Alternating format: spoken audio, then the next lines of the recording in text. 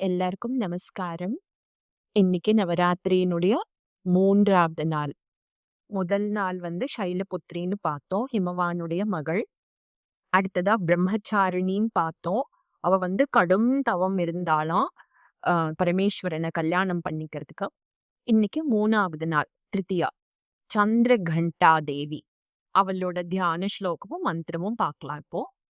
பிண்டஜ பிரவராரூடா चण्डकोपास्त्रकैर्युता प्रसादं तनुते मह्यं चन्द्रघण्टेति विश्रुता. ஓம் தேவி சந்திரகண்டாயை நமஹ.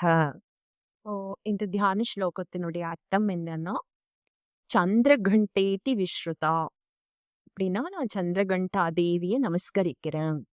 சண்டகோபாஸ்திர கைர்யுதா. Actually, if you have split it, Chandakopa Astrakaihi Yuta. So, என்னன்னா she is holding very fierce weapons. அவ கைகள்ல வந்துட்டு பயங்கரமான ஆயுதங்களை வச்சிருக்கா அப்படின்னு அர்த்தம். பிண்டஜ பிரவராரூடா and ஆரூடா. She is seated on a very fierce beast. Tanute. May she surround me. பிரசாதம். அவளோட கிரேஸ், அவளோட அருளால என்ன அவ சரவுண்ட் பண்ணட்டும். மஹ்யம்னா மீ.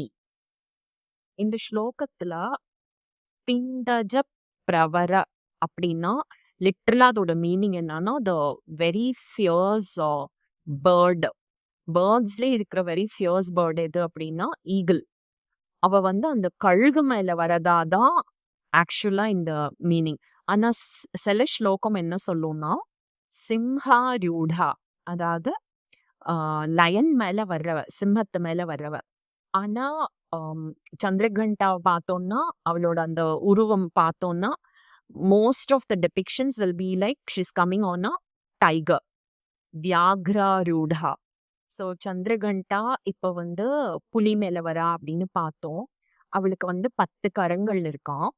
ஒன்னுல வந்து திரிசூலம் வச்சிருக்கா, அப்புறம் கதா, அப்புறம் கட்கம்னா ஸ்வோர்டு, அதுக்கப்புறம் கமண்டலம், அதுக்கப்புறம் இன்னொரு கையில வந்து லோட்டஸ் தாமரை, அதுக்கப்புறம் தனுகு, இன்னொரு கையில பானம், அப்புறம் அக்ஷமாலா. ஸோ இன்னும் 2 கை இருக்கு இல்லையா, ஒன்னுல வந்து அபய முத்ரா, இன்னொன்னு வந்து வரத முத்ரா. அபயம்னா ப்ரொடெக்ஷன், வரத முத்ரா வந்து வரம் கொடுக்கறது, டு கிவ் போன்ஸ். ஸோ இதுதான் அவளோட உருவம். ஸோ 3வது நாளான நவராத்திரி அன்னைக்கு வந்து நிலா வந்து அந்த பிறைன்னு சொல்லுவாங்கல்ல, 3ஆம் பிறை, அது வந்து அவ தலையில அந்த கிரவுன்ல இருக்கும். அது வந்து பெல் ஷேப்ல இருக்குமா, அதனாலதான் அவளுக்கு பேரு சந்திரகண்டா. கண்டானா பெல். பரமேஸ்வரன் சைலபுத்திரிய கல்யாணம் செய்துக்கிறதுக்காக ஹிமவான் மாளிகைக்கு வரும்போ சிவனோட கணங்கள் அவர் கூட அட்டெண்டன்ஸ் அவங்க எல்லாம் பார்த்தாங்கன்னா ஒவ்வொன்னுத்துக்கும் ஒவ்வொரு குறை இருக்குமா. ஒன்னுத்துக்கு கை இல்ல, கால் இல்ல, ஒவ்வொன்னும் ஒரு விதமா அவலட்சணமா இருக்குமா.